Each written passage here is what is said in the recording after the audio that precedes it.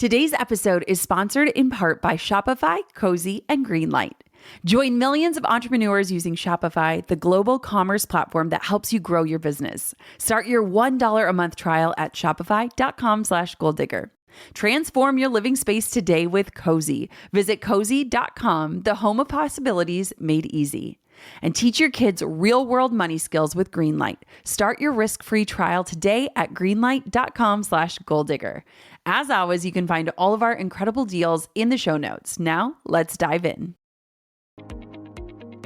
I know you're in a stage of life where you're just like juggling, like, is it worth it? And so figure out what will make it worth it. Right. But I will argue until I'm blue in the face that an hour spent recording a podcast versus an hour spent creating a reel will 1,000 times always be worth it, in my opinion.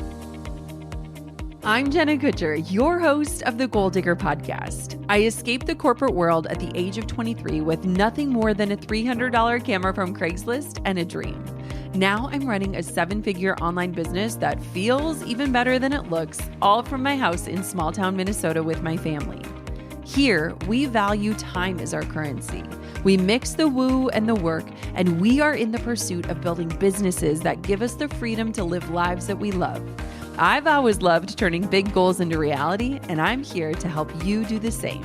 This isn't just a peek behind the curtain. Come along with me and my guests as we tear the whole curtain down. Every week, we tackle practical, no-fluff marketing strategies and host honest discussions on what works and what doesn't. Join me and my expert guests for actionable insights to help you grow your dream business with confidence. Pull up a seat and get ready to be challenged, inspired, and empowered. This is the Goal Digger Podcast.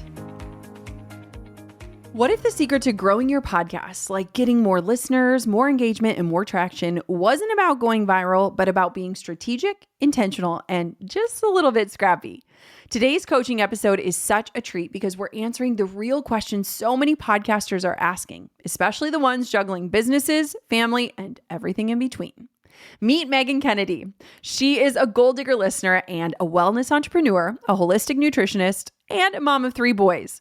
She is the founder of many different businesses, including the Natural Vibe Wellness Market, the Vibe Smoothie Bar, the Well Room, and somehow she's also the host of a podcast called Wellness Uncomplicated. Megan came to me with a powerhouse list of questions, like what actually helped people find the Goal Digger podcast in the early days, and if I only had a few hours a week, what would actually be worth focusing on? And should your face and story be front and center, or should you let your business lead the way?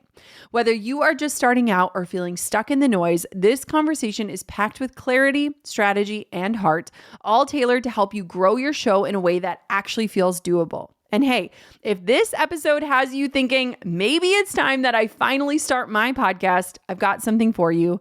It's my free class, Podcasting 101, how to start, record, and profit from your show. It'll walk you through the exact steps I used to launch and grow Goal Digger and the steps that thousands of podcasters have used. You're going to learn this system, and you can register right now for free at freepodcastclass.com. That link is also waiting for you in the show notes. Go check out that free masterclass all about podcasting, where we cover a lot of the things I'm talking to Megan about today. All right, let's get into it. Megan Kennedy, welcome to the Goal Digger podcast. All right, we are having another coaching conversation today. Megan, welcome to the podcast. Thank you for having me. I'm so excited. Yes. Okay. So set the stage for me and also for our listeners. Where are you at? What are you working on? And then we'll dive into your questions. Okay. So I am from St. John's, Newfoundland, Canada. And my journey into my wellness podcast basically starts when I'm in high school. And I'll give the Reader's Digest version, but it kind of sets things up. So my parents had just gone through a divorce, and my mom was back in the job force and came across an interview for a health food store. So she went down for the interview, found out the store was for sale, and ended up taking all of her savings and purchasing this health food store back in 1999 in this small town of 15,000 people. People thought she was absolutely crazy. And she calls me up at school and says, "Do you want a job?" And I said, yes. So I came on down to the store. We learned together. I fell in love with wellness and also had another passion for acting. So went away, did that in musical theater school, landed a job in Tokyo Disney, worked as a princess, was super fun. Stayed in Japan for about 5 years, and then the earthquake tsunami happened. So headed back to Newfoundland after that. And at first thought I was going to go into journalism, had a job lined up, but that fell through, and started to do some real soul searching. So a friend of mine said, when you're in a bookstore at a magazine rack, back when magazines were popular, she said, what section are you most drawn to? And for me, it was obviously health and wellness. It was a passion I've had forever. So I called my mom up at the time and I said, hey, do you want to open up another store together here in St. John's? And she said, yes. So we opened up the store. A year later, my husband came on board. We started having some kids. I finished my holistic nutritionist. And then I decided in 2020 to start a podcast after listening to you for years. I think I was there from pretty much day one, and started this podcast in 2020, January 2020. Then, of course, some life happened. I got to episode 5 or 6, ended up having a miscarriage, and then COVID hit. So it was all of this happened at once. Had to step back into my business more on the floor full time. And with a young child, something just had to give. So the podcast, unfortunately, had to get pushed to the side, although very much in my heart. Life kept happening, took over some more businesses and had a few more kids. And in 2025, I made the decision to meet with this beautiful business coach, and she was helping me grow my businesses. And I think she could sense that I still had this podcast very much on my heart and wanting to share all of this wonderful information with people. So she helped me get started again. And originally it was going to be called Wellness with Meg. And right before I was about to launch, I just had this epiphany moment where I was so fed up by all the information online, where you go on one day and it's eggs are healthy. And then you go on next, it's eggs are the worst thing ever. And I was just yes, it's not that complicated. And then it was okay, this podcast needs to be called Wellness Uncomplicated, targeted for busy women. And so here we are. I'm at episode 6 or 7. And I'm so excited to have this masterclass with you today. Oh my gosh. Well, I'm so sorry for your loss. Obviously, I know exactly what that's like. So I'm thinking of you. And I'm also dying to know, because my daughters will kill me if I don't ask, what princess were you, so that I can tell them that I spoke to a real life princess today? Well, I was primarily Ariel, as you can probably tell. Right. Yes. Did a little bit of Cinderella, and actually got to have some fun with Cruella de Vil, which was a whole other. Okay. Yes. This is amazing. Oh my gosh. Okay. You prepared the most amazing questions. You were incredibly thoughtful. So let's dive in so we can get to as many of them as we possibly can. Okay. Sounds great. So as you know, the podcasting world right now is very busy. I think I had heard somewhere that said once you turn 40, you either start a podcast, run a marathon, or get a puppy. So we're in a very busy space. And I want to know, when you first started out with Goal Digger, what moved the needle for you the most? So for example, people finding your show, subscribers, and what made them keep coming back. So what were those key things in the beginning that you did that really helped your podcast be found? I love this. Podcasting is exploding, and rightfully so. It is the only medium that is increasing exponentially, from shows as well as listenership as well as ads. So it's kind of this beautiful storm of all the things are working in terms of podcasting. So I love that meme, because I'm yeah, do it. So let me tell you what I wish I would have done, because I think that actually might be even more helpful than going back almost 8 years, because obviously things have changed so much.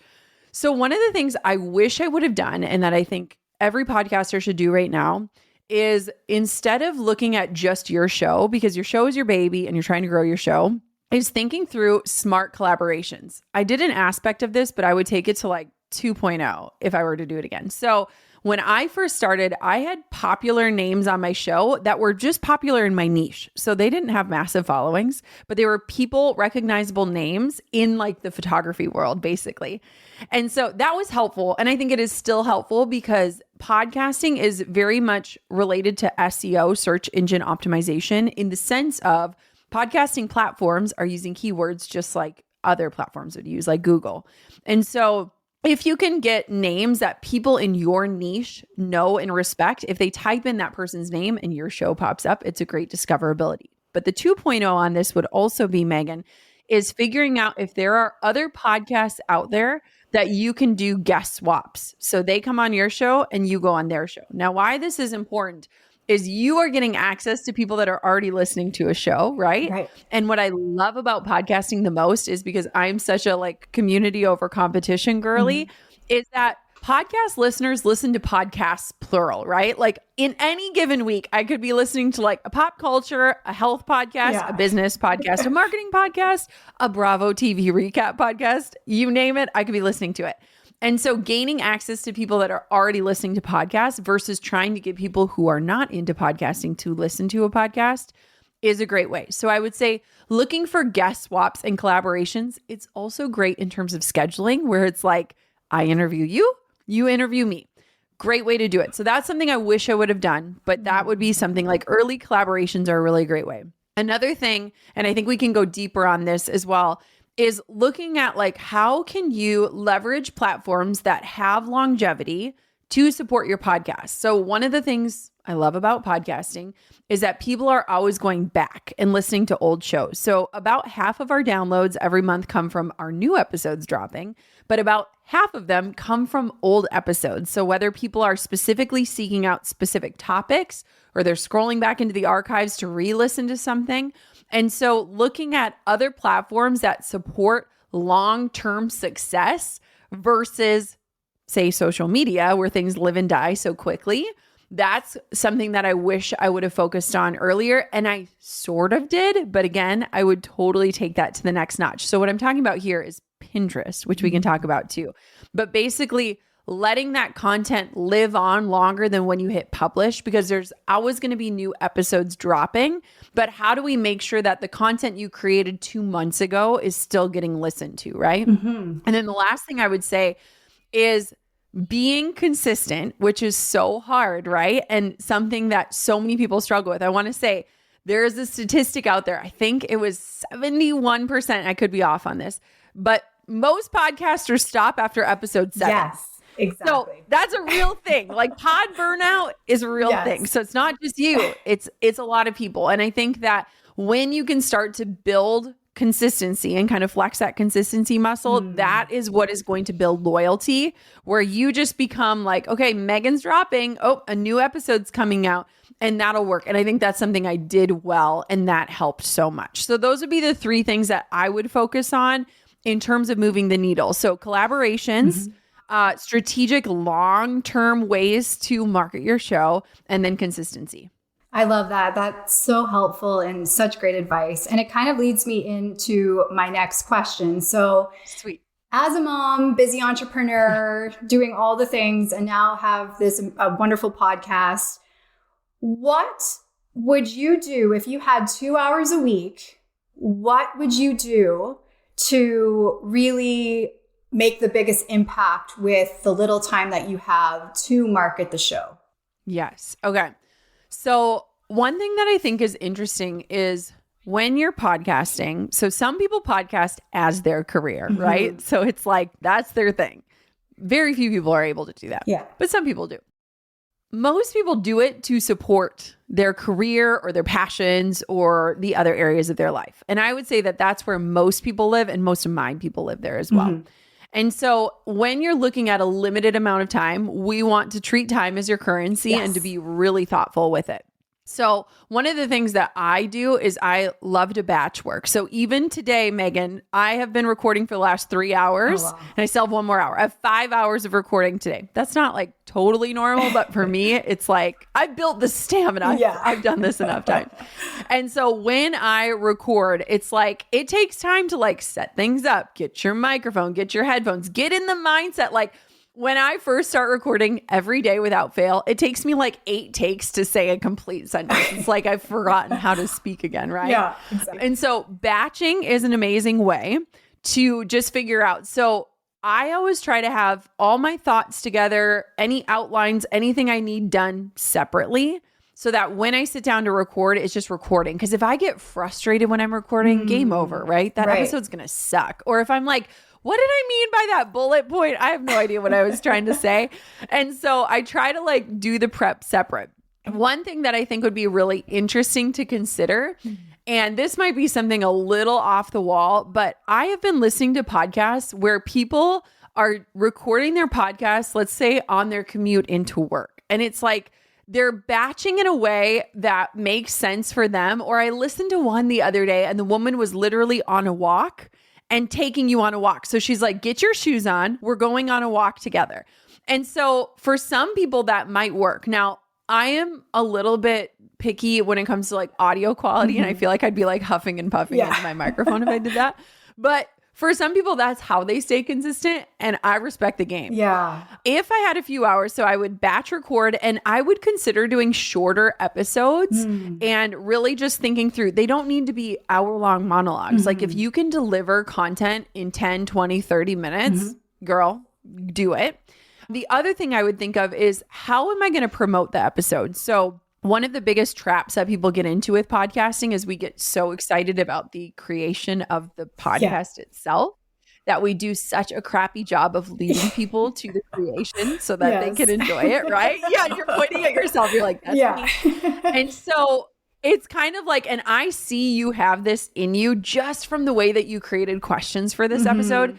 If you could take just some of that intentional thinking that you put into writing the right questions and putting it into how can I promote this thing so that it actually reaches the people I created it for, that's where I think your time would be best spent. Okay. And the last part of that would be thinking of like, how can I repurpose either what I've already done or what I'm currently creating instead of focusing on reinventing? So what are some smart strategies to take something that's already been created and think about promoting it? It's kind of like Pareto's principle, where right now, most creators are creating 90% of the time, thinking about the promotion of that creation 10% of the time. Yeah. How can we flip that with limited hours so that you're creating 10, 20% of the time, but promoting those creations more? So that's kind of what I would consider. What resonates with you in that? Because you know your time constraints and you know what's real in your life. Yes, I love the idea of batch recording. I think that's something that I'm going to find really useful because right now it's just week to week to week. And then it kind of gets a little like, It feels like treadmill-y, right? Like it feels a little panicky. It does. It does. It's not a great feeling. But then I also know I'm putting all this time and intention into my episodes, but then I'm definitely not promoting them enough. And then I'm wondering, oh, why don't I have enough listens or downloads? Or So I think, you know, maybe it's not just batching the episodes, but also being more intentional too, like you said, with how I'm promoting it. And maybe take the perfectionism out of my brain and just a lot of the things I talk about in my podcast, I'm doing throughout my day or incorporating. So maybe it's just like sticking the camera up while I'm cooking my dinner or, you know, doing whatever and just using that and being okay with it not being perfect. Cause that's where I think, as you know, I'm very like, I think things through a lot. So letting go of that perfectionism, filming throughout the day and just kind of making that game plan, I think will probably really help promote. When I first launched my own digital shop, it was to share tools I'd originally created for myself. Things like templates, pricing guides, editing presets. But I honestly had a lot of what ifs. What if I had to manually set up the entire site? What if managing orders became a full-time job? What if I couldn't get people to actually go to my shop? Then I found Shopify, and those what ifs slowly turned into why nots because Shopify takes care of everything for you. Shopify is the commerce platform behind millions of businesses around the world and 10% of all e-commerce in the US. From household names like Mattel and Gymshark to brands just getting started like mine once was. Can't design a site? Shopify's got beautiful, ready-to-go templates. Need help? Use Shopify's AI tools to enhance product images, write descriptions, and create discount codes. Worried about marketing? Shopify's easy-to-run email and social media campaigns helps you find your people. And if you ever get stuck, their award-winning support is available 24/7.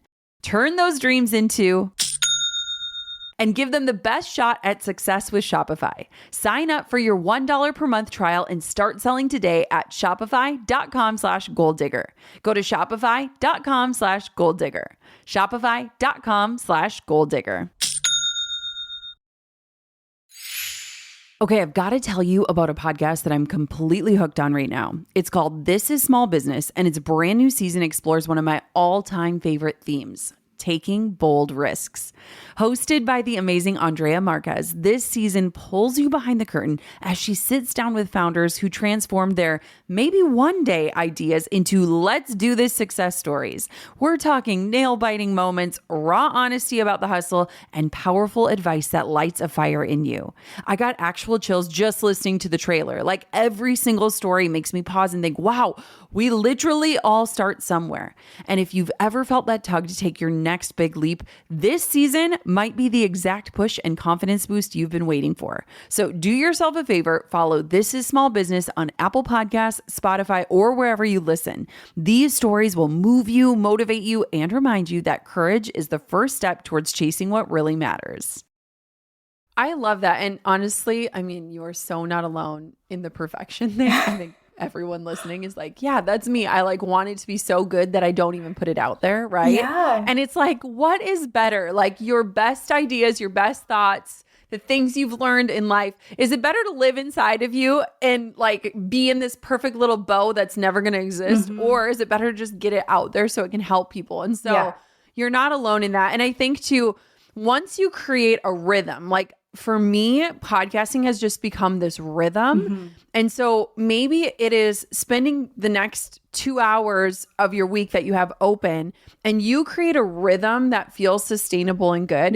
For me personally, from a nervous system standpoint, being ahead helps me remove that urgency and stress.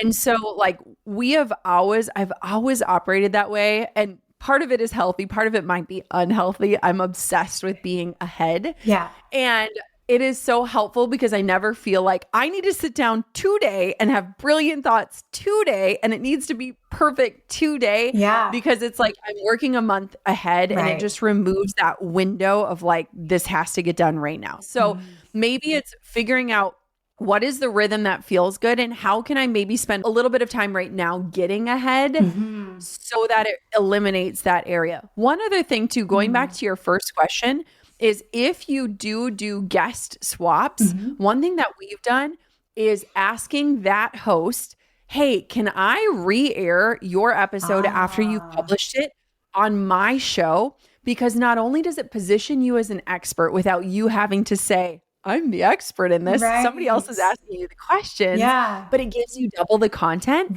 So that can also be a great way. And like every single person I've asked to do that has said yes, because it's like their show is getting airtime and it's also going to send people to theirs. So just another thought, knowing that your time is limited. I love that so much. And going back to the whole perfectionism, it's funny because when I've put a lot of time and effort into my reels that I've done on Instagram, the one that actually was the most popular was me loading my dishwasher. Like, yes, of course it is. It's so Isn't that crazy?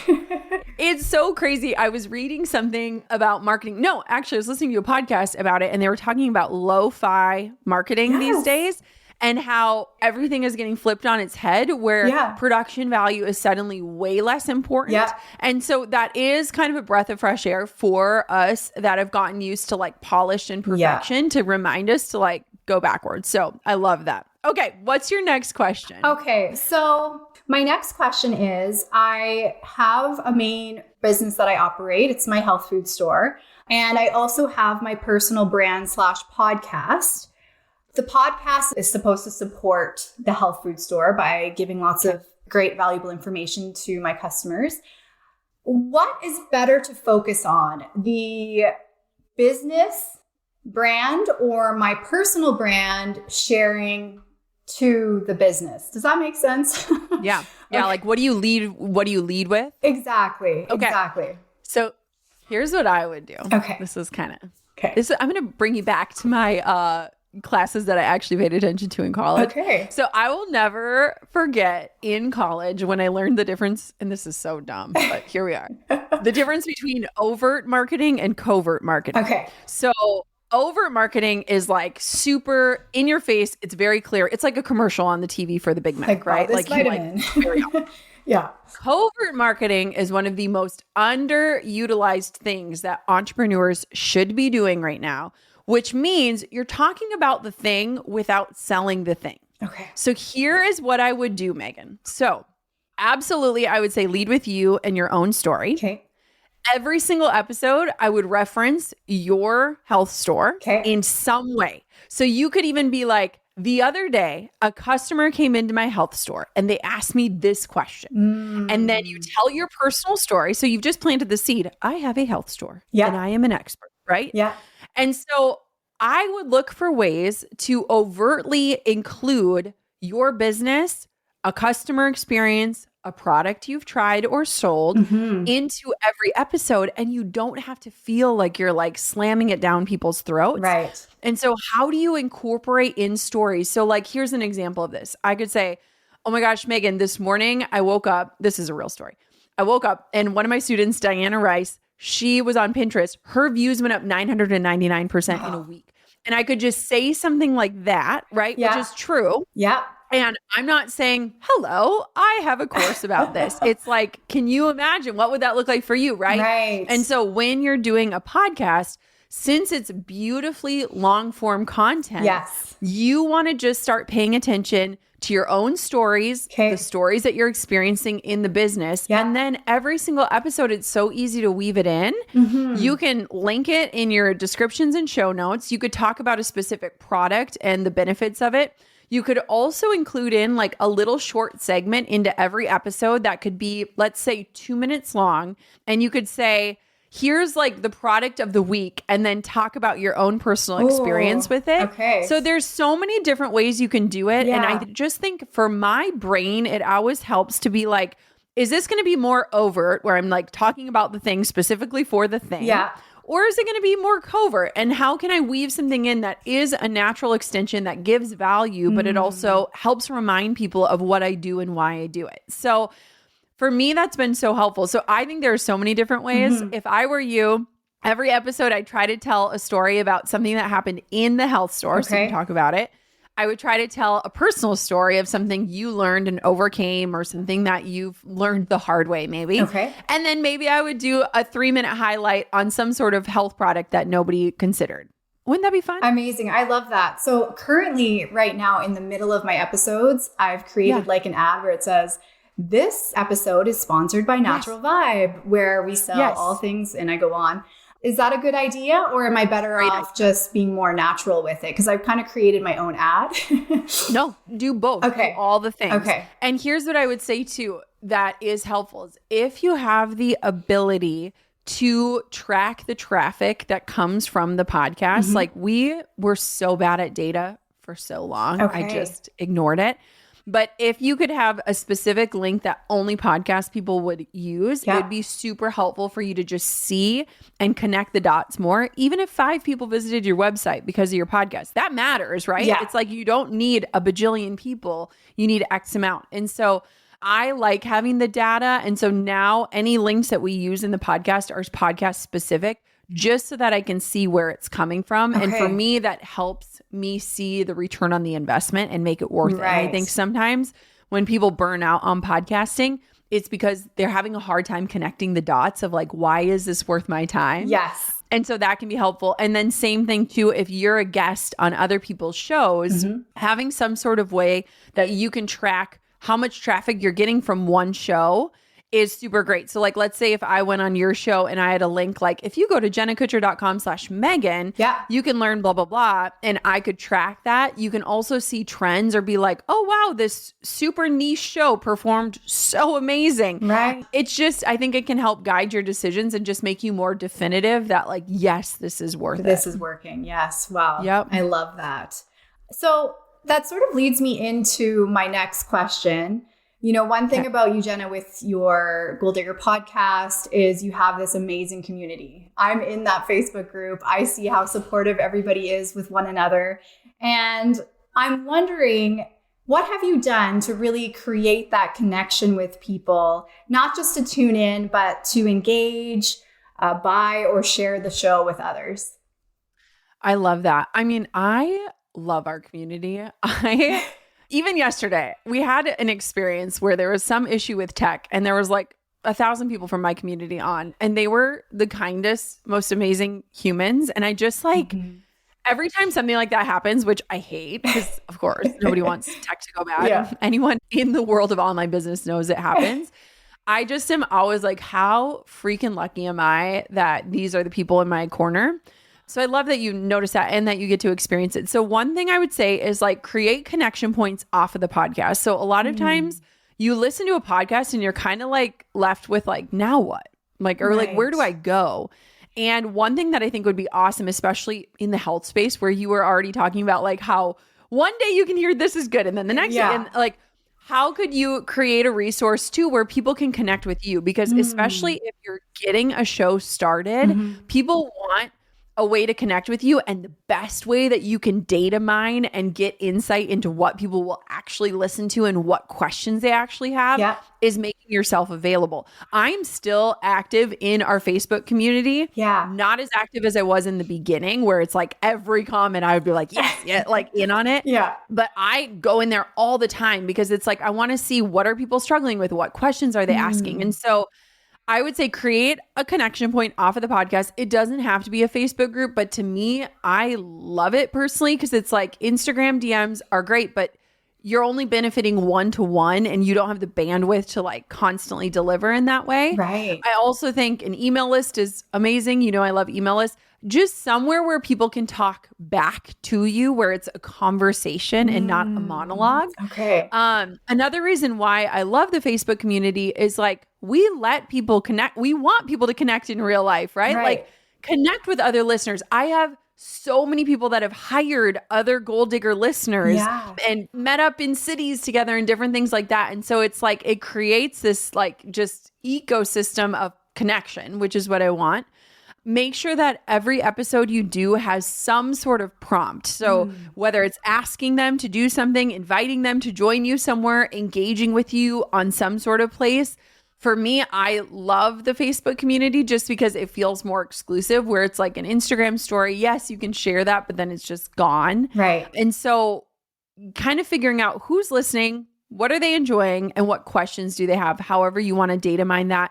And then also like highlighting your listeners. So like last month was Small Business Month. And so we played clips from listeners about their businesses, or we do the Q&As where listeners are calling in and asking their questions. And so it's not just about me, like it's about this community and who I'm creating it for. And so figuring out interesting ways that you can highlight your listeners, whether it's a question that they've asked or something you've seen or a DM you've got, like make them the star and people will stick around and they'll bring friends. And so I think that is like the way that you want to do that is don't let your episodes just be the dead end. Like where do they go from here? And then how can you connect with them so that you can get that insight into what do they really need? We've been eyeing up some new furniture pieces for our lake house, and we have been loving Cozy because their furniture is amazing. Like it's so hard to choose because we love their vibe. It is clean, cozy, and modern, and it's seriously made for real life. With a brand new puppy and 2 kiddos who love to climb on everything and snacks that somehow get everywhere, we need furniture that adapts to us, not the other way around. And Cozy gets that. They make everyday home furnishings easy. Their pieces are modern, adaptable, and worry-free, which is honestly a dream when you are juggling a puppy and kids and just everyday life. What I love most about Cozy is how it opens up new home possibilities. Their modular designs literally grow with your life. Like you can add and rearrange or swap pieces as you need. And they have washable covers, which make cleanup feel so much more doable. It's your home, your way, and Cozy makes it all feel effortless. From easy assembly to mixing and matching styles, Cozy makes everything easy. I've never been more excited to cozy up. And yes, this pun is very much intended. Transform your living space today with Cozy. Visit cozy.com, spelled COZEY.com, the home of possibilities made easy. This message is sponsored by Greenlight. As a mom, I've been thinking a lot about how to teach my kids real money lessons. The other day, I took them to Target and Coco picked out a toy. She had her little purse with her, so I pulled out the amount of money she would need to spend in order to buy that toy to help her make her decision. But let's be honest, as a mom, carrying around a kid's purse with $50 in change is not fun. So I started researching better ways to teach her about money, and that's how I found Greenlight. Greenlight is a debit card and money app for families that helps kids learn to save, spend, and invest wisely, with parents always staying in control. I love that you can assign chores, send money to their kid wallet, and keep an eye on how they use it. It turns everyday moments into money lessons that stick. Greenlight is the easy, convenient way for parents to raise financially smart kids and for families to navigate life together. Maybe that's why millions of parents trust and kids love learning about money on Greenlight, the #1 family finance and safety app. Don't wait to teach your kids real-world money skills. Start your risk-free Greenlight trial today at greenlight.com/goaldigger. That's greenlight.com/goaldigger to get started. greenlight.com/goaldigger. Nothing makes me happier than doing work that energizes me. And I've always been committed to that, not just for myself, but for my entire team. That's why I'm so excited about the Working Genius model. It's a powerful tool that helps you discover your natural strengths and where you thrive in your work. When you tap into what you're naturally good at, work becomes more rewarding and you get so much more done. Honestly, I wasn't sure what to expect when I took the Working Genius assessment, but it blew me away with how accurate and insightful it was. It affirmed that I am naturally gifted at using my intuition and instincts to evaluate and assess ideas or plans. And it also confirmed my love for self-starters and the fact that I can get frustrated if I have to be the main source of motivation for other people to get results. The assessment only takes 10 minutes and it's great for solopreneurs and teams alike. Imagine with me how effortless your teamwork will be if you understand the working geniuses of those that you're working with. Working Genius is different from everything else out there because it's 20% personality and 80% productivity. Simply put, if you want to transform your work life, this is it. Get 20% off the $25 Working Genius assessment. Head to workinggenius.com and enter the promo code GoalDigger at checkout. That's workinggenius.com, promo code GoalDigger. Oh, I love that. And it actually just gave me the thought, having maybe like a busy mom on the podcast to tell me about, 3 things she's struggling with. And we can have that conversation because, if one person's struggling, other people are too. And then you're bringing in those questions that will create value for tons of people, but you're also making that connection too. So I love that. And I love that too, Megan, because a lot of times when you have a depth of knowledge in a certain area, things that are common sense to you are earth-shattering for other people. And so oftentimes we can almost get stuck in our own little world where it's like, surely everybody knows this, or surely everybody's algorithm looks the same as mine. And it's like, no. And so I think it's so beneficial. Like, I love these coaching conversations because they're with people from the community. You came on because you are in my community. And these are the real questions, right? It's helpful and inspiring to hear people that have figured it all out, right? But it's more relatable to be with people that are also in the trenches. So I love that. And I also think it helps you speak the language of your listener, not the language of your expertise where you are at. So I love that. Yes. So that actually leads me to my last question here. And I would love your honest take on this. So in those first early podcasting months, did you ever question whether it was working? So I have a hard time, looking at my listens or my downloads and maybe having these higher expectations than I should. So how do you know if your podcast is gaining traction versus when it might be time to pivot and maybe find another avenue to focus on? Yeah. Okay. So when I started my show, honest to God, it was an experiment because I was like, I still to this day struggle with like committing to something that you have to show up for consistently. Because I'm like, I don't know what I'm going to feel like a week from now. And so I started it as an experiment. I think that the more honest and vulnerable I got, the more that I felt its impact, both personally and also with listeners. Okay. But here's what I'll say. Like, I have been doing this for almost 900 episodes. Yeah. It's crazy.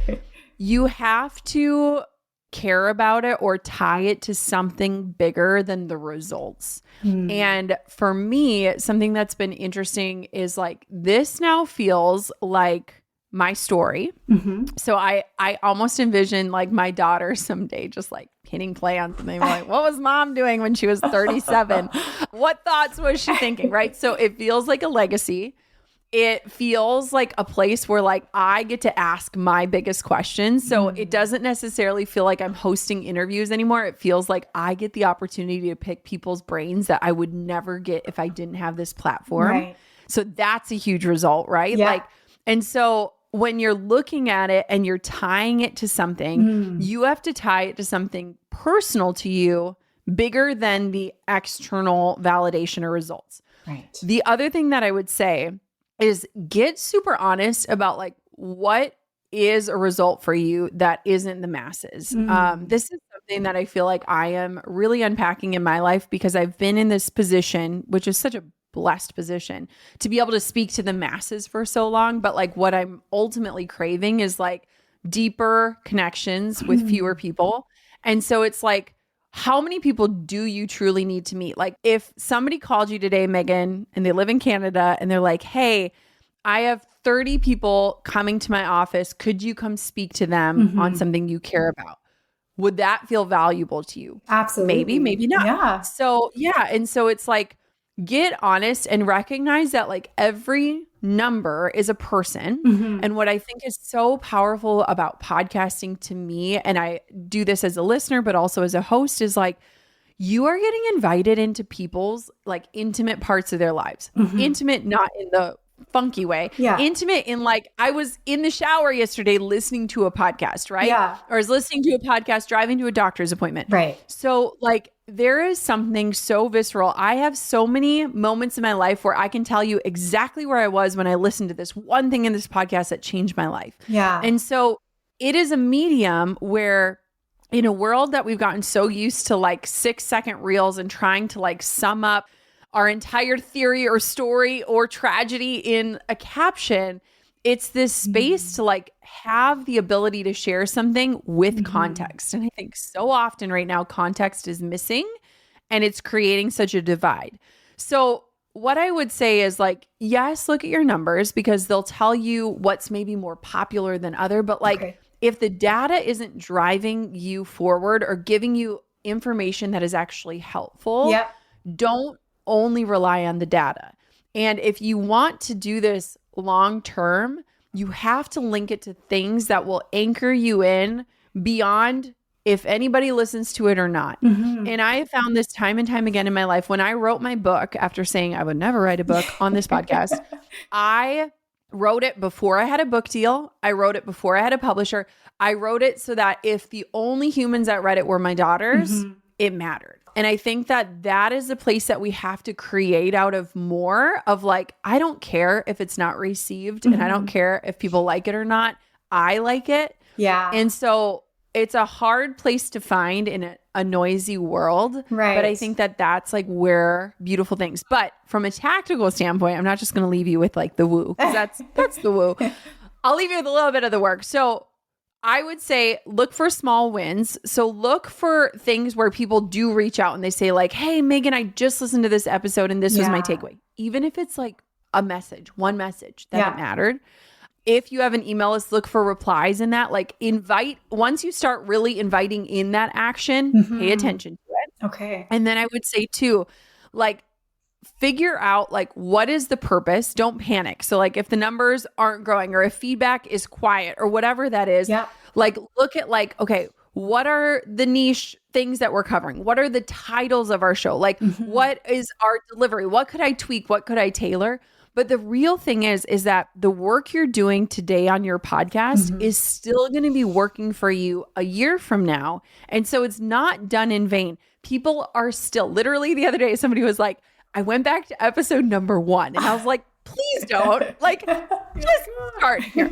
But it compounds, it's not lost. And so it might take you a little time to get that traction, but the reality is that this work is still going to be working for you. And that's different than what we're learning on social. And so it's not done in vain. And I know you're a passionate person and I know you're in a stage of life where you're just like juggling, like, is it worth it? And so figure out what will make it worth it. Right. But I will argue until I'm blue in the face that an hour spent recording a podcast versus an hour spent creating a reel, Yeah. will 1,000 times always be worth it, in my opinion. Amazing. Yeah. I think it goes back to what you said in the beginning is like, it's that consistency, keep showing up. And that was kind of the reasons I did start this was I didn't want the things I was sharing to disappear within 24 hours. Yes. So yes.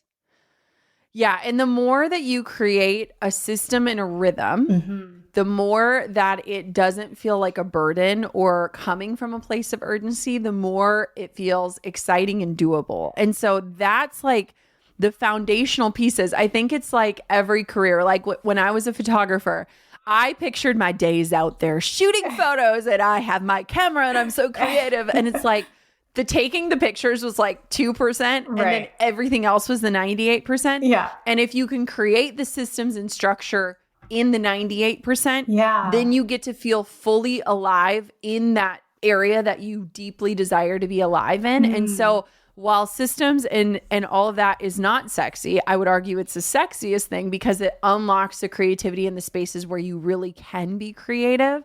And so I think that what I would do is like, in your next week is find a pocket of time that you can create a rhythm where you're like, hey, this is going to feel good.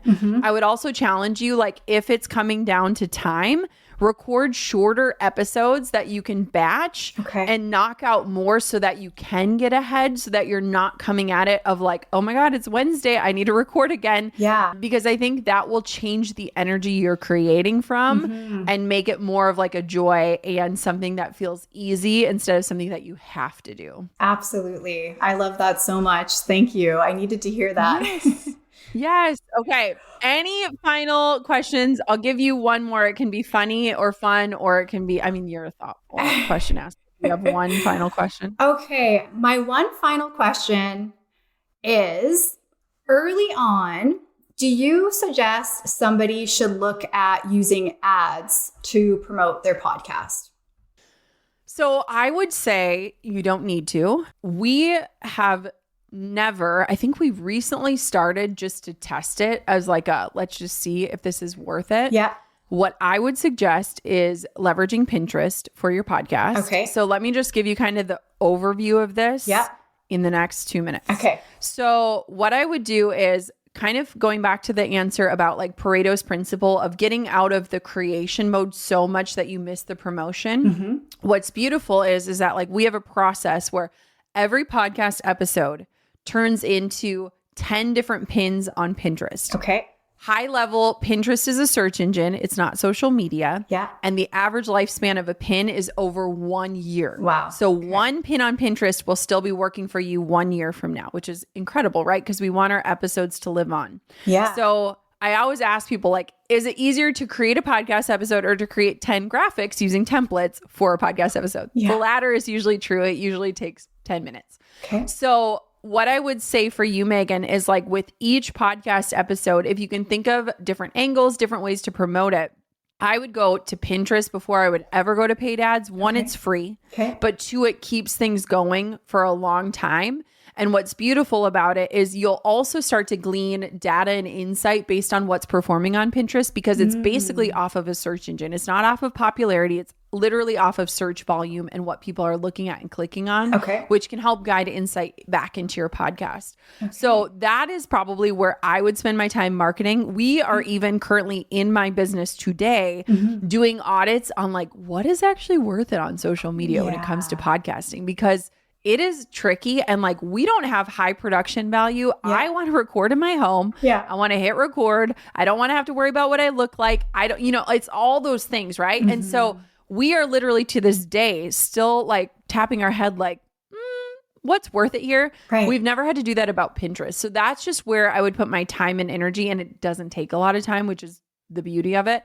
Paid ads could work and we're testing it, but it's not something I'm sold on yet. Paid ads work for a lot of things, but I wouldn't say growing your podcast because it's really hard to see what happens once somebody clicks on an ad because you can't track the back end of it because you don't own the platform. So that's kind of where that happens for us. Interesting. That's super helpful. I appreciate that.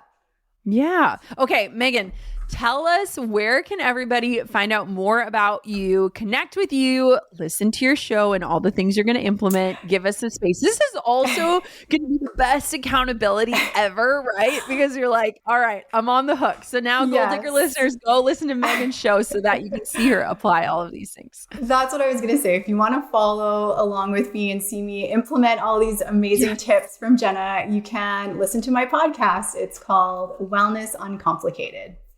Amazing. Megan, thank you so much for being brave. Thank you for being a part of my community.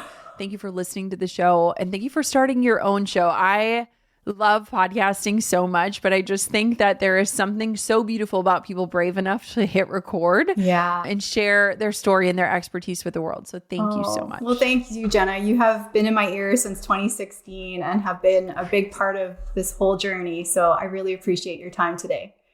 Oh, I wanted that episode to be a podcasting masterclass, and I think it was just that. But if you need to see to believe, or you want to learn more about how to start and grow and profit from your own podcast, now is an amazing time to go save your seat for my free masterclass at freepodcastclass.com. That's freepodcastclass.com. I will show you what you actually need to start a podcast, how you can hit record super easily without overthinking things, and how to make money from your show. Just 3 easy steps. All you have to do is go to freepodcastclass.com, save your seat, and show up. I'll take care of the rest. I absolutely love this podcast. I love the community I've built through it. I love listeners like Megan, and I love doing these coaching sessions.